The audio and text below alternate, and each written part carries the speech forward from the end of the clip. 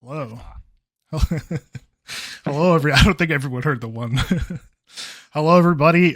We are back for our, well, kind of like biannually almost at this point with our dev streams, but I think we did a couple this year, didn't we? I would do a few. Yeah, my joke just doesn't work anymore. It's not even like every 2 months now. Um, anyway, how's it going, everybody? We're here and excited to show you some of the features that we will be working on, or well, we have been working on that we'll be launching with our next update. There's lots to talk about, so I'm gonna just kind of hand it off to Mark really early here, and we'll get started and show you some cool stuff. Yeah. So welcome to the 2024 annual stream. It's fun to do these every year. This is sort of the big event that we work towards throughout the year, even though we have the other updates, and we're excited to be back again. Last year we had naval warfare, and the previous year we had Inferno, and while this year's annual update will not be at the scale of those updates as we mentioned, rest assured the future of Foxhole is bright, and there's a lot to talk about. So we'll just get right into it. But before we start, I did want to talk about something, a little neat side thing that we've been working on here a couple of months ago. Well, maybe more than a couple months ago, or in the year, someone on the team had pitched the idea of doing a bit more on the merch side. It's not really been our thing so far, but he had this idea of making patches that he was really passionate about. And we talked about it. I wasn't entirely convinced at first, but after some discussion, we decided to give it a shot anyway. So we prototyped a few of them, and they turned out to be pretty cool. We gave away some of these for the art contest, sort of as a prototype. But as the next step, we're going to be producing a limited run of these patches, which will go on sale later this year. There's going to be four variants initially. There's going to be the colonial flag, the warden flag, the Seavish Naval Command patch, and the Republic Coastal Legion patch. So look forward to them. If you guys like them, we'll consider doing more of this in the future. And if you don't, we're gonna have a bunch of them sitting around the warehouse, and we'll send them over to Matt's house, and he can use them as coasters or something. Sounds So good. yeah, no, but seriously, if you like this sort of thing, be on the lookout. There'll be a limited run at first, and we'll see how it goes. So next thing is to get into a review of the roadmap. Um, for some context here, especially those that joined us this year, the past 2 years we did big expansion style updates for Foxhole. We did Inferno, where we added trains, facilities, fire, and then naval warfare. We added towing, obviously expanded on the naval game and expanded the world. And after naval, we said in the dev blog we're gonna take a bit of a break from the big updates and instead focus on refinement of existing features. That's what we've done this year in the three updates, and that brings us to the fourth update now and final one of the year. And like I said, the biggest difference between this annual update and the last 2 years is this annual update is also going to be focused more on going back to refine existing features. But that's not to worry. The next expansion style update is already under development, and things have been taking off quite nicely over there. So we hope to talk about that um, in the not too distant future. So without further ado, this year's annual release will be the Infantry update, and that is an overhaul of Infantry gameplay to make it more tactical, more team-oriented. So I'm going to hand the reins over to you, Max, to talk about some of the goals for the Infantry update. Yeah, sounds good. Hi guys, it's been a while. This is the infantry update that people have been asking for many years. The last time we touched infantry, we implemented like the cover system. So those of you who don't remember, who have always seen cover as being a thing in this game, that's how long it's been since we've really done a focus on the infantry updates. So these are the main goals. We wanted to increase just basically the play space of infantry. and we wanted to integrate facilities, all of the existing systems for our game. We wanted to bring them all into Infantry and get this all up to speed. I want to preface this with, you're going to see a lot of stuff in this update that might not seem directly related to Infantry, but I want to assure you that all of the changes that we select, or almost all of the changes that we selected in this update, we did it with the intention of bringing the Infantry play space into the forefront. That means changing some of our existing systems around, stuff that might seem completely unrelated. Again, we'll try our best to explain our reasoning for making changes there.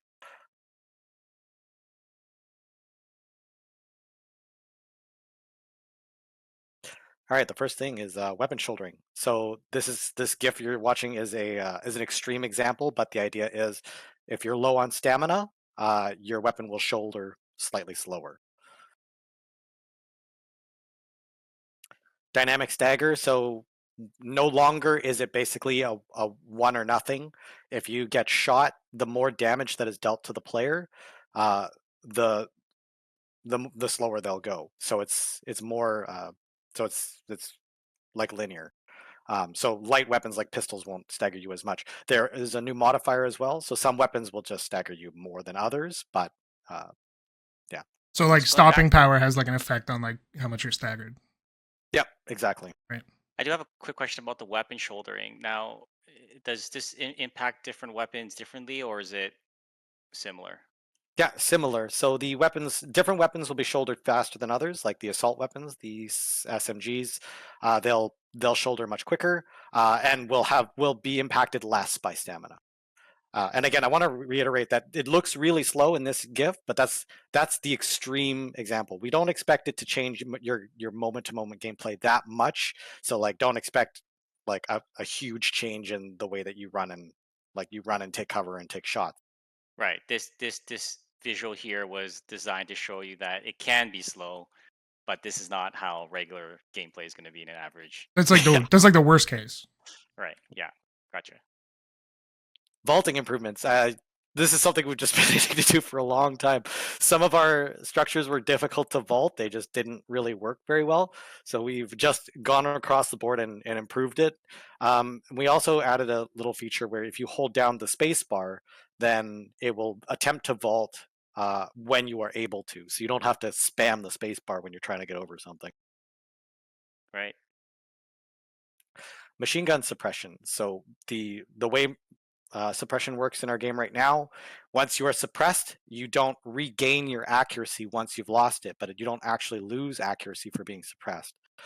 So we've changed machine guns to be the opposite of that. So what happens now is if you're getting shot at by a machine gun, your accuracy will get worse. That reticle at the end of your aim line, that will bloom and get bigger if you're getting shot at by a machine gun. So this will enable all of the machine guns, anything that uses machine gun ammo, this includes like tanks, will now be able to more effectively suppress an enemy before, say, an attack.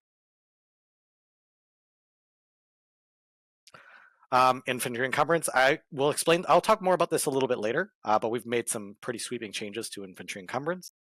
And same goes for the next slide, which is the stamina changes. I'll talk about this a little bit more later. Right. Muddy vehicles. We promised this in the last update. Vehicles can now get muddy when they run through puddles. This is important for anybody coming, like, who may not have played this most recent patch. Vehicles don't get muddy all the time anymore. You have to drive through a puddle and that will get you muddy. So this means that you could avoid getting muddy by avoiding puddles. So this affects rainstorms and the weather system. And for the muddy vehicles, it affects the encumbrance on the vehicle, which I'll talk again a little bit more later with the infantry update, or with the infantry encumbrance. One thing that's not really featured in this GIF is you can also clear the mud off the vehicle by splashing water on it. So you can throw buckets of water on it and splash it with fire trucks, and that will clear the mud. Stealth changes. So this has been a long time coming. When you're in a bush and you take a shot, you'll now appear for for a moment. So there's not just bullets flying out of bushes anymore. There's one nice little change here that we changed for vehicles. If you're in a vehicle, you won't see infantry popping up like this. You'll still see it the way it always has, where it's difficult to tell exactly where the shot's coming from. So if you're in a tank, you won't see the infantryman pop out. If you're in an open-topped seat, then you will. So somebody like a commander might have a better visibility on these players that are popping in and out of concealment than, say, the gunner inside the front, inside the tank. Green ash changes. So green ash is much different now. It no longer hits you and staggers you immediately and is essentially a death sentence. Instead, green ash will drain your stamina first. So even if you don't have a gas mask, you're not going to die outright. It'll drain your stamina until you reach 0, and then if you don't have a gas mask, you'll die. Or you'll start to take damage, same as before, but again, no staggering. The gas mask also, we made it lighter. It's a little less like of a burden to equip to your character, but it reduces your stamina regeneration overall. So you won't regenerate. So it's a small stamina regeneration for wearing the gas mask. Grenades. We also nerfed the grenade range. We felt this was suppressing, or this was oppressive for the infantry experience. There was just grenades flying everywhere, especially at night. So their range has been dramatically reduced, and they now drop if you have primed them. So if you're trying to throw a grenade and then somebody shoots you, the grenade will drop on the ground and then go off. This might have a disproportionate effect on things like HE grenade rushes. So just be aware of that. All right. Let's move on to the nitty gritty. All right, so I promised you guys earlier that I would talk a little bit more about stamina and encumbrance changes. So this is it. If you want to, so in infantry today, if you want to become, there's 3 things you're going to have to master to get good at infantry gameplay. The first is you're going to have to manage your stamina now. This is far more important now than it was before. It's important for your shouldering times. It's important for your sprint speeds and green ash attacks and other things. You're going to have to learn the weapons. Because of these new stats with dynamic stagger and weapon shouldering, because there's more modifiers on a per weapon basis, you're going to want to master different weapons for different situations. And the last is encumbrance. Encumbrance is going to have a much more important role on your moment-to-moment combat, which I'll talk about in the next slide. But if you could pull up the graphs, there we go. I added some graphs. Oh, can we go back to the graph? Trying to go back. There we go. So these are the 2 really important changes you guys need to understand for how infantry has changed. And if you're going to give any feedback, you need to understand this. So pay attention. The way that stamina used to work is that the higher stamina you had, the faster you would go. And then as you lost stamina, you would lose speed. We've shifted this graph up slightly. So stamina is more important, or you'll get more speed for the same amount of stamina than you did before. The trade-off here in the second graph is that encumbrance now affects your stamina. So in the past, you could wear up to 99% or 0%. Your stamina would be the same every time you sprinted. It didn't matter. Instead, now encumbrance will reduce the amount of stamina, or it will increase how quickly you lose stamina and also how fastly you regenerate it. All right. So as hopefully you guys get that. If you don't, we're gonna go over it some more in the Discord later in the Reddit Q&A. So here's the encumbrance changes. This is perhaps more important, but could you actually pull up the slides? You guys can read the bullet points on your own. They are important, but they're not to carry on with this description. What we've changed is that in that first graph, everybody sprints at the same speed now. So many of you guys might have noticed that if you were under 17% encumbrance or some magical number, you would run significantly faster than somebody over that percent. This was exploited to great effect for people who are doing like bayonet rushes, who would just equip like a rifle, an ammo, and a bayonet. Now everybody runs at the same speed, regardless of how much stamina or how much encumbrance you have. Until, of course, the weight. But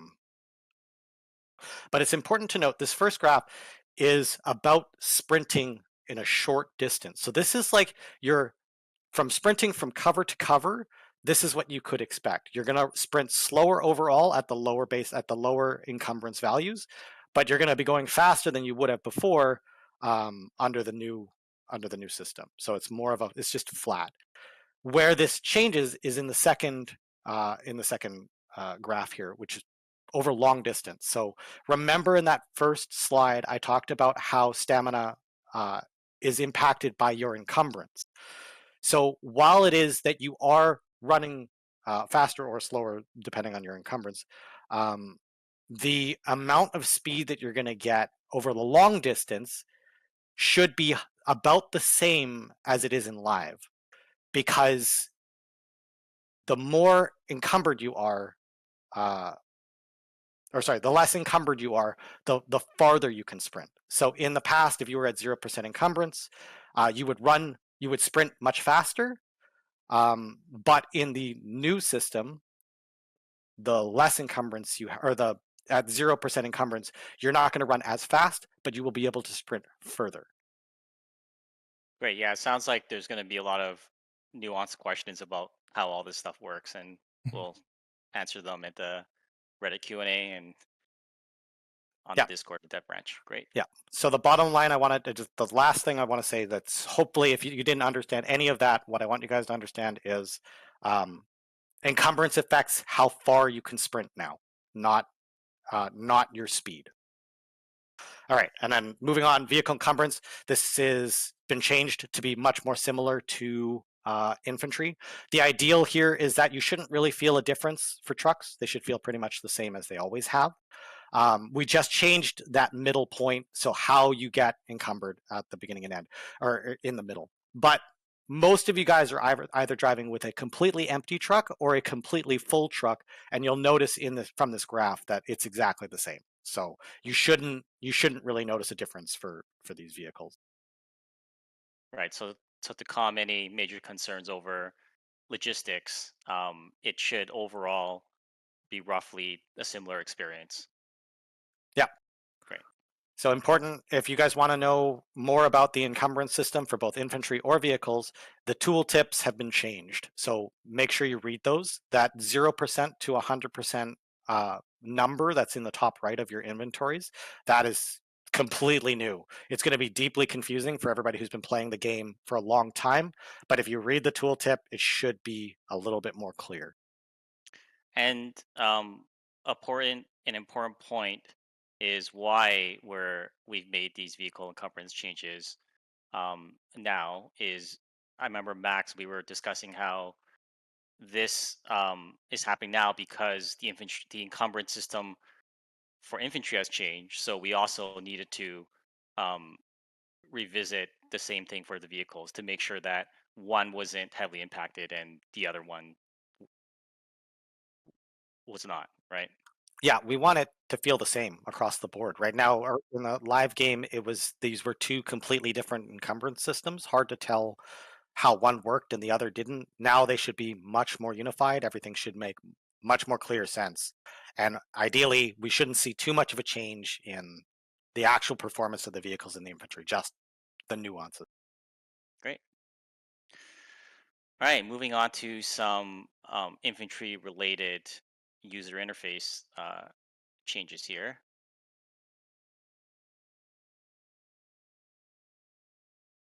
Yeah, back to the exciting stuff. I've been waiting for this for years. That squad leader arrow finally points to where you need to go. So you can actually find your squad leader anywhere in the map. It was somewhat broken before, so people didn't really use it outside of like really close distance. But now you can actually find each other. So if you're looking for your squad, you can find them. Yeah, it works across the entire region, whereas before it only worked around a small radius around your character. But it just as a side note, it still does not cross over regions. But as long as you're in the same region as your squad leader, you'll be able to see this. This is something people have been asking for a long time. Is just a minor bit of aim assist to aim at trenches. This is I shouldn't use the word aim assist. It's an aim adjustment. All this does is that when your mouse cursor is over top of an enemy, the elevation will change slightly so that it can overcome that obstacle. It's still going to be very difficult to hit somebody in a trench, It's not like this is going to completely change how easy it is to kill somebody in a trench. It's just to avoid needing to aim at the back wall just to try to get the cursor just right. It'll still be very hard to hit these people, and somebody that's moving around in a trench, again, it's still going to be quite difficult. It just meant to smooth over this, make it a little bit easier for newer players to get into combat. And map search, we just needed to do this for a long time. Yeah, we actually have a video for this, which I will bring up here. Underrated feature.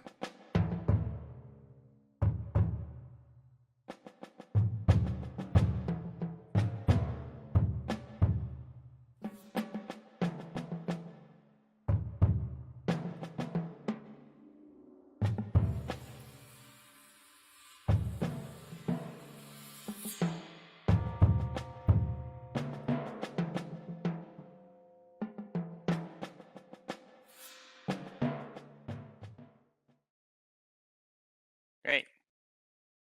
I love that we Okay. did a whole video for that feature. We knew it was that important.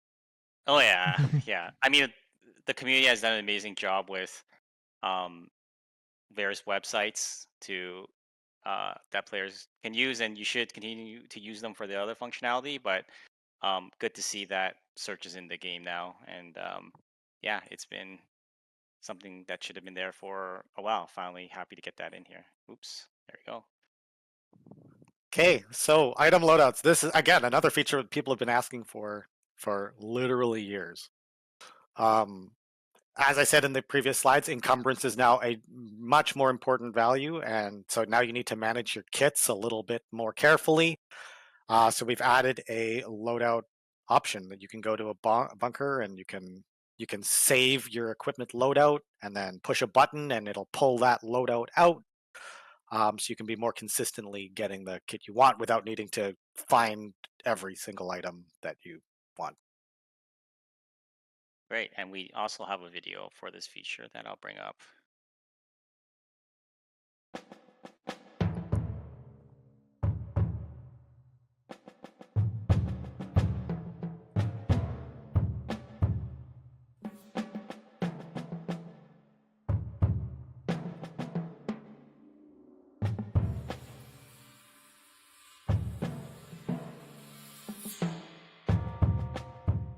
So when you activate a loadout, it'll assemble the items in sequence for you.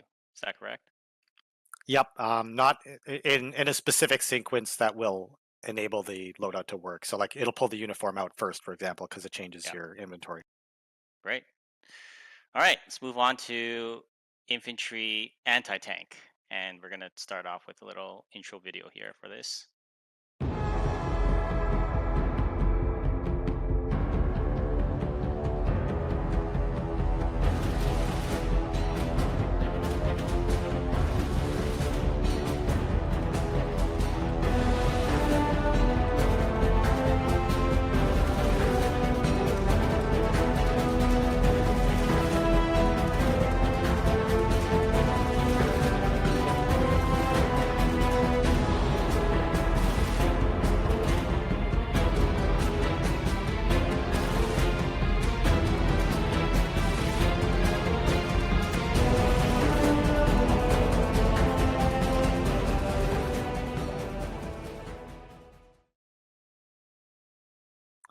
Okay, people are very excited about this AT rifle. I just want I want to get ahead of the curve here.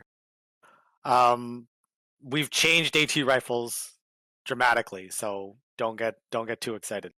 But first, before we get into that, tank gunner accuracy. So one of the things that we've changed for tanks. So I want to go back to what I said originally. We have changed a lot of different things in this game that seem unrelated to the infantry update, but they are in fact very related because we needed to increase their space. One thing we've noted about tanks is that they tended to oppress infantry because they had perfect accuracy all the time. So all you were really giving away by shooting enemy infantry was the shell, but there was no risk in not doing that. So tanks had a dominant role on the battlefield.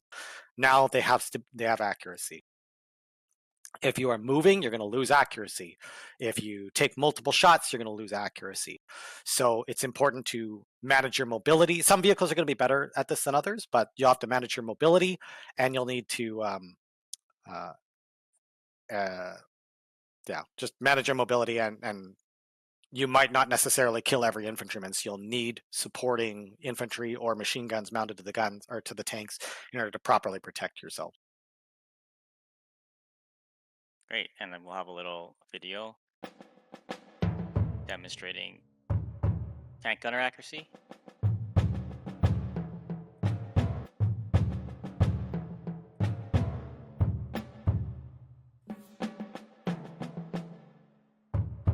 It might be a bit hard to see on stream, but the reticule bloom is changing as the vehicle is moving and as aim is being adjusted.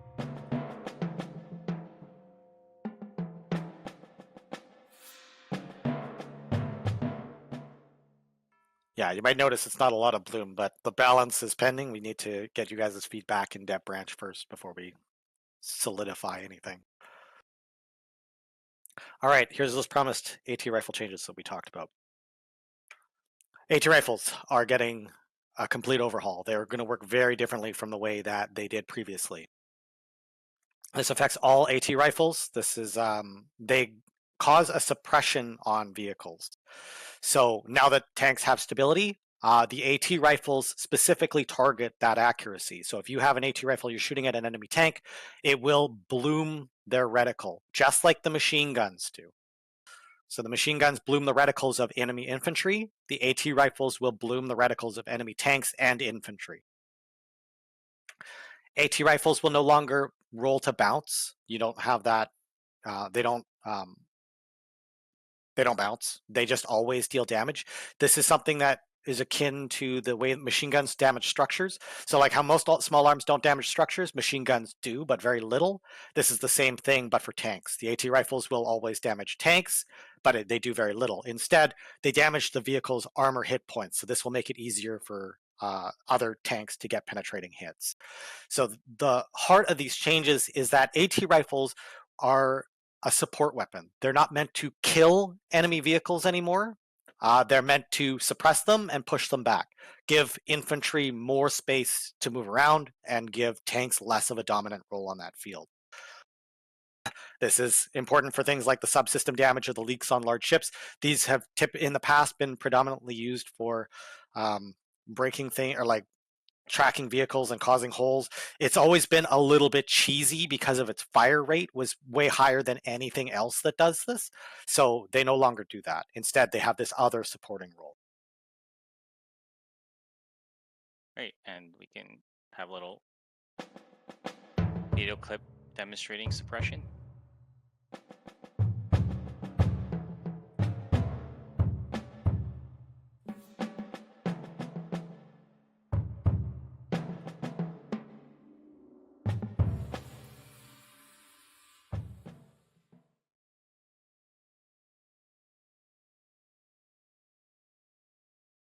Yeah, here are the new AT rifles. So these are all produced at facilities. Yeah, this one shoots twice, needs to crouch. I was just gonna say some of the thematic background for some of these are like heavy modifications of some of the existing weapons that we've seen. Some of them are brand new, like this one, but some of them are like thematically like such as kind this of one here. yeah, such as no, the Slatterly I don't think is. I think that's the wrong description. Oh. But the Booker Greyhound, which was the first one, it is like a modification of the Booker storm rifle. So thematically, so there's a bit of a theme with some of the weapons here. Right. This I was referring to the storm rifle. There might be an error in the description there. I think the description there is wrong, but that's okay. Okay. And finally, the Colonial Light AT rifle here, which is a 3 burst shot. And finally, we have this. Want to explain this one, Max? Yeah, the Wardens have been lacking a significant AT weapon arsenal for a while. You guys have noticed the flask. This has been noted for a long time that the flask was extremely powerful. It's been changed, which you guys can read more about in the patch notes.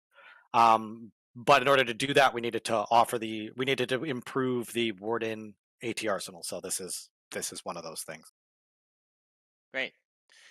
I believe we're just a few minutes behind schedule here, but we'll move things along to Infantry Arms Facility. We have a video to start off this part.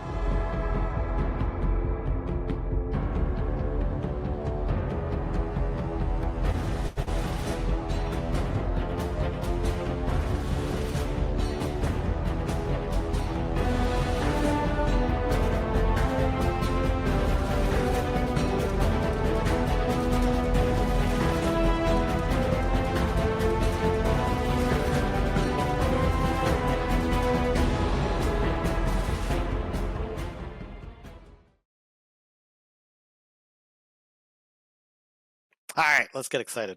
This is going to be exciting for facility players, maybe not for everybody else. What's really exciting about this is that it is producing crates of equipment.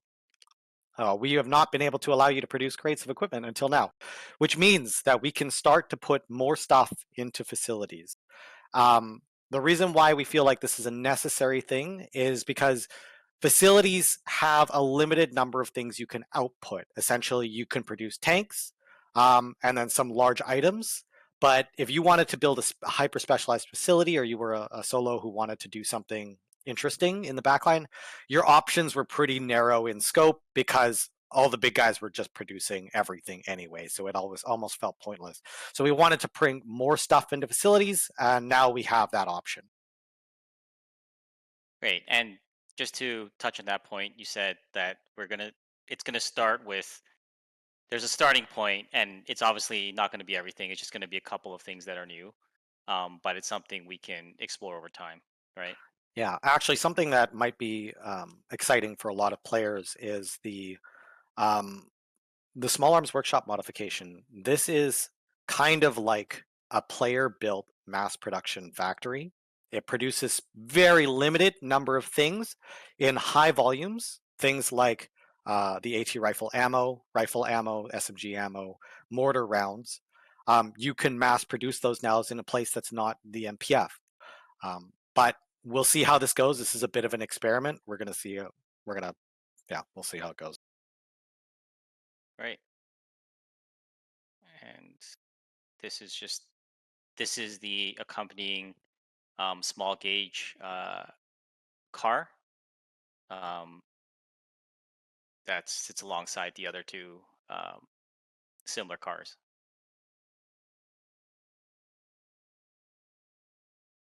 And again, the transfer station, it's the crate version of the other transfer stations that we have already.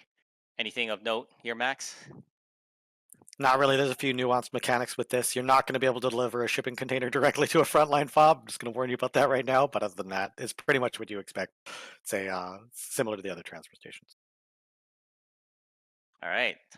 There's a one-off small feature that's, since we're talking about shipping containers here, to show off. It's a little bit of logistics, quality of life, kind of unrelated to a lot of other things, but in the context interact menu, it will now show the color of shipping containers, which will hopefully make managing stacks of shipping containers more simpler and more accessible now.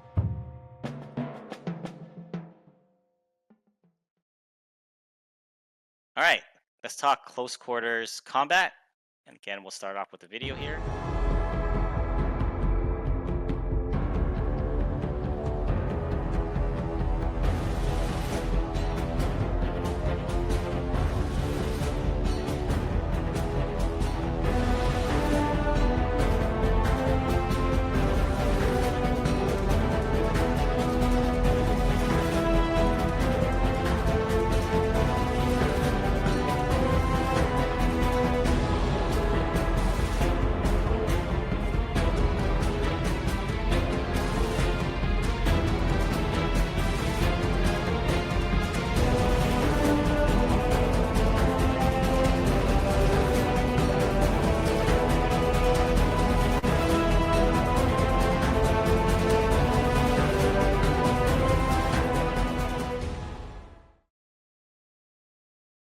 All right. So after many years, we finally have been able to come back around to melee.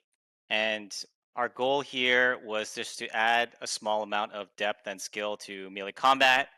Um, and a lot of that involves blocking and stamina management to make it more interesting than just running around wildly with a bayonet, which is fun, but not the most interesting thing here. So the big new additions are melee weapons for unique melee weapons for both factions. We have the dagger and the club. And there will be 3 new actions you can perform with these weapons. There's a quick attack, a block, and a charged attack. And you can read here how these 3 will function. Um, and bayonets have also had some changes. They've been revisited and updated with the new attacks. But unlike other weapons, they can't be used to block.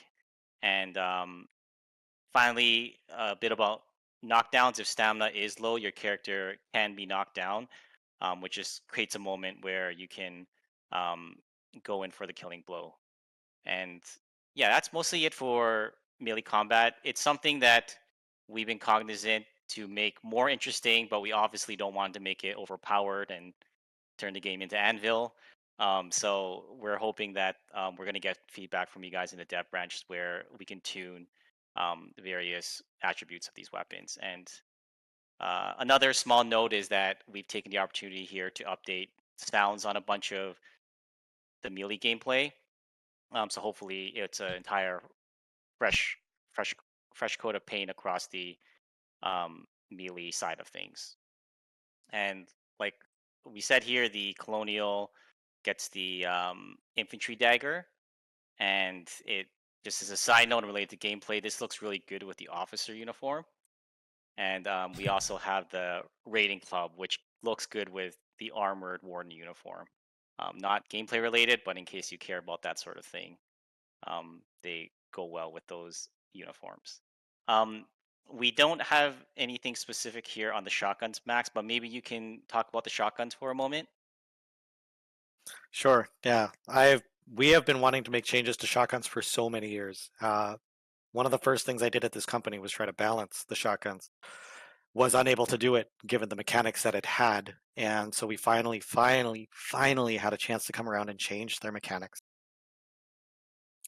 I won't get into how it works, except suffice to say that stability is still important for it. It's not just a blanket hits everything in front of you weapon. So you'll still need to aim it. You'll still have to shoot, but it can hit multiple targets, and hopefully the new mechanics will feel fresh. And it does have a longer range, right? I don't know if you mentioned that. Yeah, well, longer range than it did before, for sure. Right. Yeah. All right. Let's move on to infantry battlegrounds here.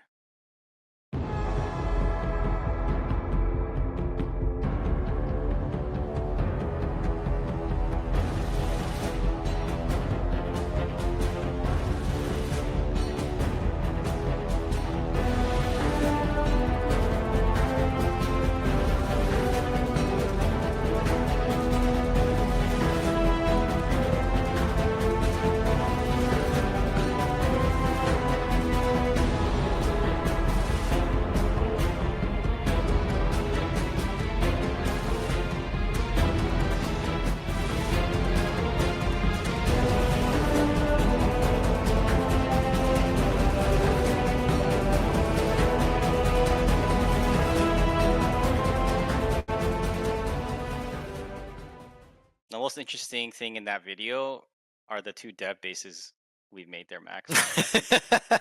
That's all we gotta talk about are the dev bases.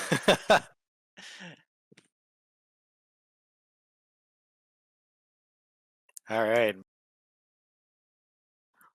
All garrison bunkers now have a husk. This is more significant than you guys might initially realize. Husks are tall. You'll see from that screenshot that they are big enough to conceal infantry and give infantry more of a place to run around and be safe from, artillery and from tanks. It's significant because in the past you guys might have built lines and lines of defenses facing each other with the expectation that when the bunker in front dies, the bunker in behind will take over.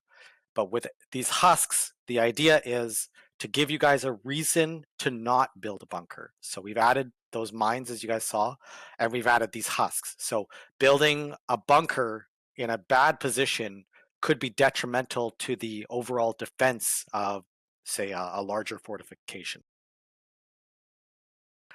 We've changed the rules on these husks, on garrisons. So you are no longer prevented from placing an AI defense directly adjacent to another AI defense. We felt this was necessary because building defenses has become so nuanced that only a small number of people who dedicate themselves to figuring out all the weird quirks of the system were allowed to build bunkers. We wanted to give you guys the freedom back to be able to place the bunker you wanted to build, to perform the role you wanted to fill, as opposed to just being forced into these small set of meta bunkers that you had to place. But the trade-off being that you want to be able to place bunkers and empty spaces for minefields and other things in order to create kill zones and more interesting bunker bases. We changed the howitzer garrison. I really want to expand on this because I know that the response to this is going to be scary. Artillery garrisons will only engage once, will only return fire for each artillery shell.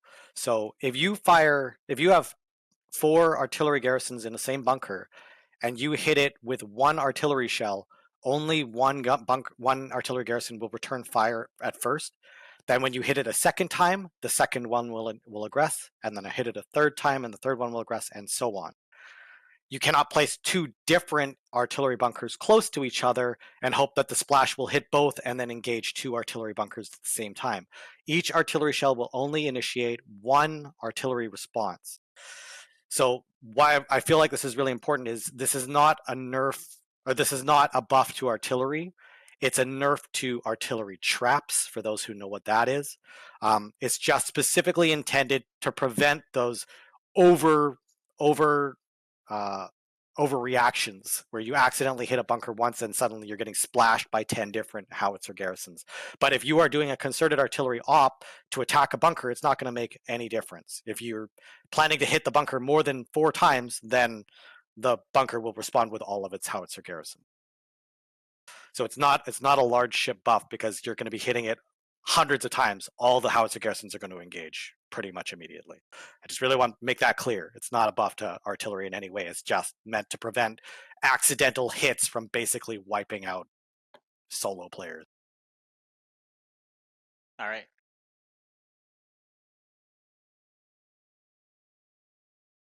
Tripod deployment. The big change here is you can put havoc charges in buildings now, which was an oversight that's been there for a long time. Tripod weapons can be placed inside, so you can put them, facing out of windows. It doesn't currently work for the fire ports in the forts, but we'll come back around to that.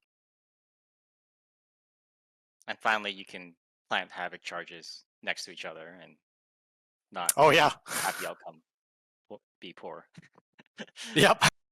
They won't daisy chain, but you can have multiple beside each other and not have them kill each other.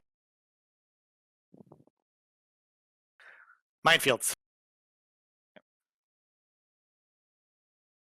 An anti-infantry mine. You can place it. We changed how you can place these, by the way. This and the tank mine. You now push B to place it, similar to the tripod. You don't just click. That was a bit of a weird one-off mechanic. You just needed to know. So now you push B and you place it just like a tripod. But it still goes in all the places you can put it. You can put it on bridges, on roads, and whatnot. What you can alternately do is put them into minefields. So infantry mines and tank mines, using a shovel, you can dig out like a minefield, and then you can upgrade that using these new mines into a minefield. And this has a couple of benefits. Firstly, a minefield cannot be wrenched. So you have to blow them up with high explosive or demolition damage.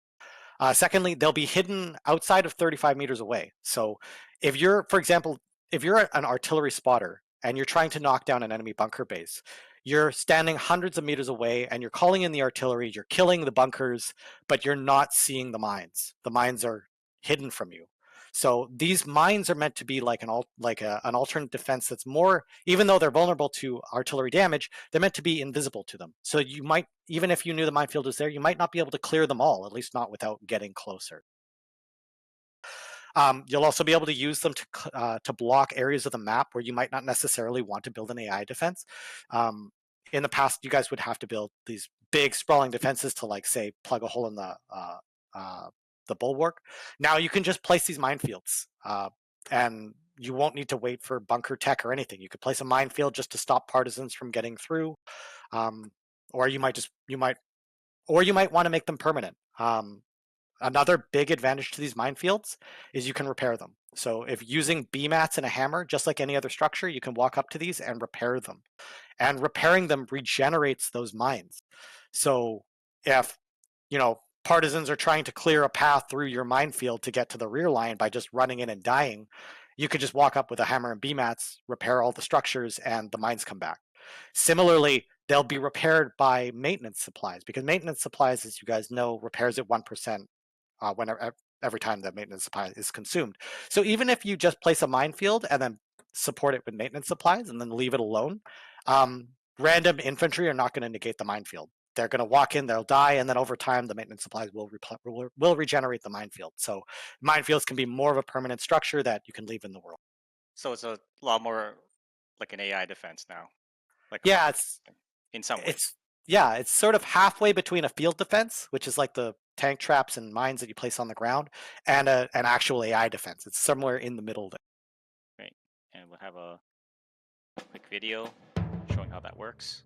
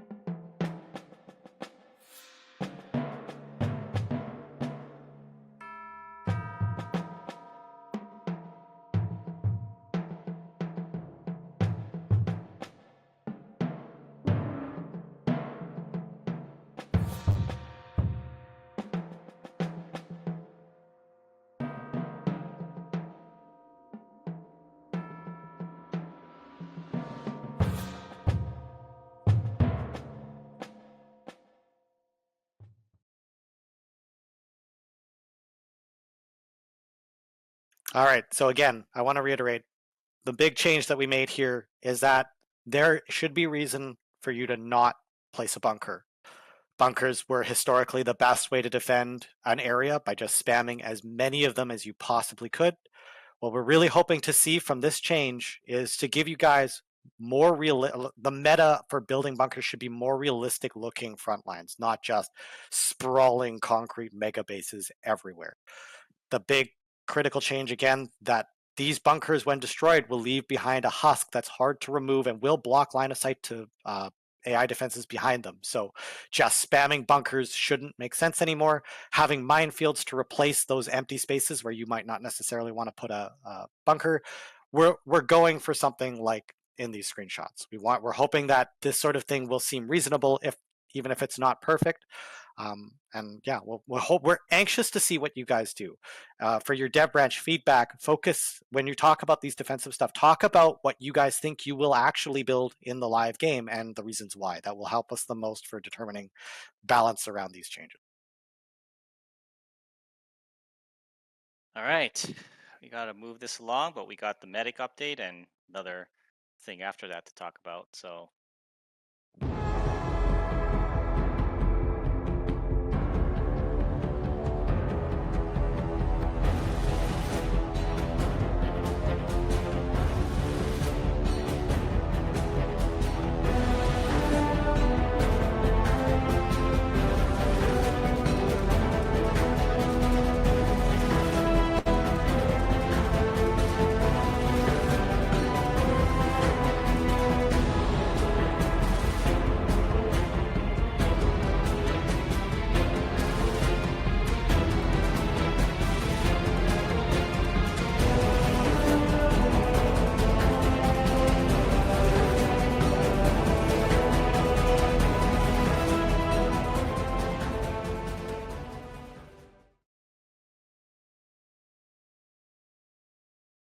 All right, the big change. So, partisans. I know partisans have been hurting for a long time, and this might not necessarily be the thing you've always wanted, but the big change to medics is that you can spawn at a field hospital now instead of converting them to soldier supplies. So when you return a wounded soldier to a field station, you can set your spawn and just spawn there in place of creating a soldier supply.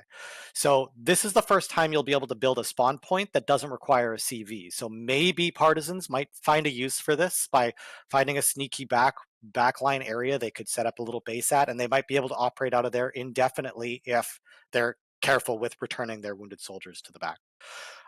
We've added more states for critical wounded soldiers, so it should happen more often now. To be more opportunities to return them. And the big change here is we've changed the amount of soldier supplies you get is dependent on the structure that you return your patient to. So field hospitals won't produce as many soldier supplies as they did in the past. Actually, it might be the same. I'm not sure. But you can take that wounded soldier out of that field hospital and deliver him to a hospital at a town, for example, and get a lot more soldier supplies than you ever did before. So this, we're hoping, will create a logi player loop where if you're noticing your frontline field hospitals are getting full of soldiers, wounded soldiers, it might be a wise idea to start pulling those out and delivering them to a rear line hospital to get more soldier supplies. It also means that these hospitals will act as impromptu or de facto spawn points in defensive cities. If a hospital has, presumably a hospital will be getting a lot of wounded soldiers, and they'll be pumping out a ton of respawns that you could potentially not turn back into soldier supplies, which means that these hospitals are reasonably vulnerable, but interesting location spawn points.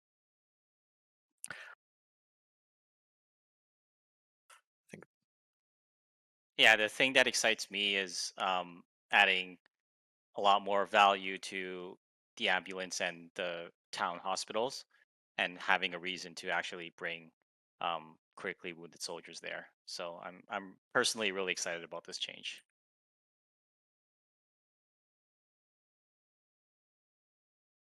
And of course, a medical bunker. I think that's pretty self-explanatory.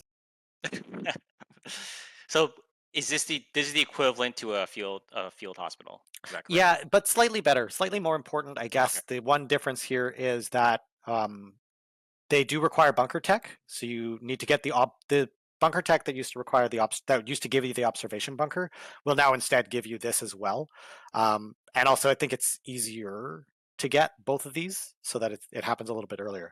But again, the idea behind this is that you can put a bunker here that's relatively resistant somewhere where you think that a lot of fighting will happen, and people can use this as a spawn point to get closer to the front as opposed to spawning way back at another base. So it might be an interesting thing to incorporate into your defensive lines. Great. All right, let's move on to the last portion here, final stretch. Let's talk new vehicles.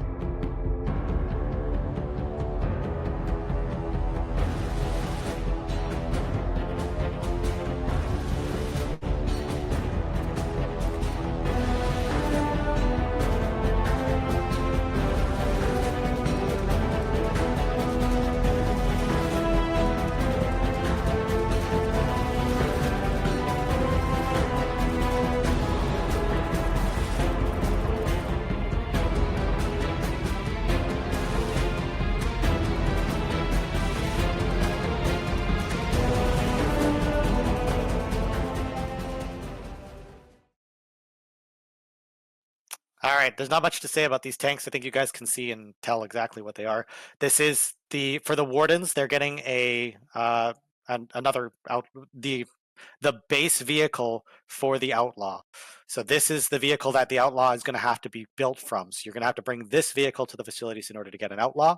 And I think it's important to note that all of the variants from this base vehicle have been changed, right? One of them is an AT rifle, for example. You guys know that one's going to see some significant changes. The other two have also been changed, the Outlaw and the, I can't remember the name of it right now, but the one with the launcher on the back.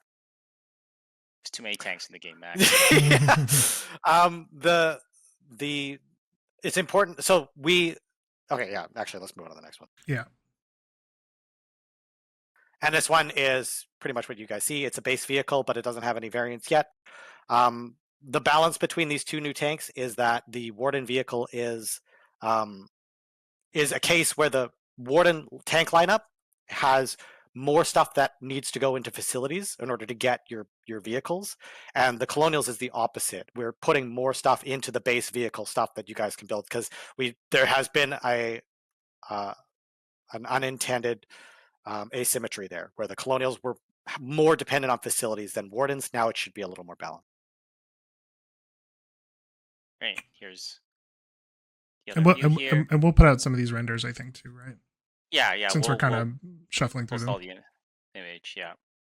Yep. And this is just a cool hospital train. This will be like the hospital. It's going to be an extremely powerful way to get soldier supplies. You can spawn at this, similar to to all the other medical tents. So, like, this is a mobile spawn point that, as long as you're bringing wounded soldiers to it, you can spawn here. So this will be one of those end game vehicles, similar to the long range artillery cannon that's available to both factions. Awesome. Very cool.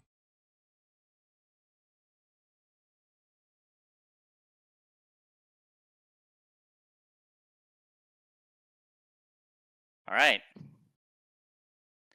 Well, that's it for the infantry update. It arrives on November the 18th. The war start will happen on that date as well. There's a couple of other things in the schedule I want to go through. We're gonna do a Reddit Q&A after this, as we usually do for these large updates. We'll hop in there and get that up shortly after, and we'll be happy to answer any questions. The dev branch opens today. It will be phased, assuming everything goes according to plan. Sometimes there's last minute setbacks, as you guys have experienced in the past, but the plan is to get out there this afternoon. November 13th will be the pre-patch war. That's when we apply an initial update to test out the new build in a real world setting. That'll happen on the 13th. And then finally, the release date will be November 18th. So November 18th will be the day when you can play the infantry update and when the war will start. Now, before we end this, there is one more cool thing we have to show. We've been working on something else for Foxhole that we want to give you guys an early sneak peek on. So without further ado, here it is.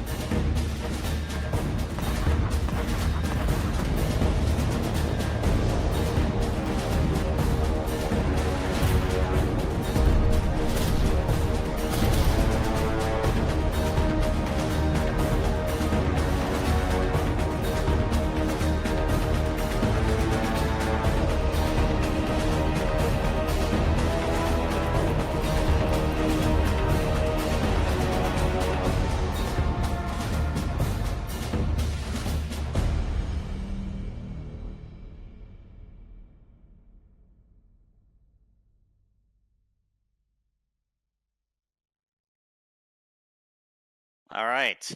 More stuff nobody asked for. Foxhole Airborne. So yeah, this is the first time we've announced two big updates in one stream. So it is a new thing for us. Foxhole Airborne is the next big thing, big chapter, big whatever you want to call it for Foxhole. As you know, we have land and naval, and now we're going to be bringing air warfare to Foxhole. I'm sure everyone's going to have a lot of questions about this, and but most of the details we're going to leave for next year. The focus in the coming weeks and is going to be on the infantry update. But we just did want to give you guys an early look at this. But there is a few things we can touch upon, sort of the big questions. Air warfare will exist alongside naval and ground in the same sandbox. So you will be flying planes around in the same map, and interacting with players on the ground. Every player will all just sort of be in the same place. Planes will be piloted by players, and yes, you will be able to paradrop out of planes, which are also driven by players behind enemy lines. So yeah, those are the big parts of this that we can talk about today. And I want to mention that the content you saw in the trailer is only a sneak peek of what's coming. So there will be more features and content for both factions when the update comes. So if you didn't see something for your faction, don't worry. There's a lot more to come, and we don't want to start any big controversies over why one side didn't get what, at least yet. It's a preview trailer. It's one of the first times we're kind of doing like a preview trailer. We wanted to show you guys kind of what we've been working on. One of the kind of some of the exciting things, and I think I've said for years that I don't really think that Foxhole is complete without air. To me, it's always been a necessity. It's something that's so indicative of this particular era that we're inspired by with warfare, and I think it's going to be like a really, really cool addition. And some of the stuff that we've seen internally is like crazy. Right? Imagine a World War II game without planes. Like, but come on. We've done it for years, but I feel like it's just that it's the icing that is needed to finish off the not the game, but like the complete experience of the warfare that we're inspired by here with Foxhole. That's right. So we've been working on this throughout the year. There's still a lot more work to be done, and you guys might be wondering why we're announcing it so early this time. Unlike naval warfare and Inferno, we just really want to get the word out as early as possible this time, so we can develop the update more openly, and we don't have to try to keep it a secret, which is actually very hard to do.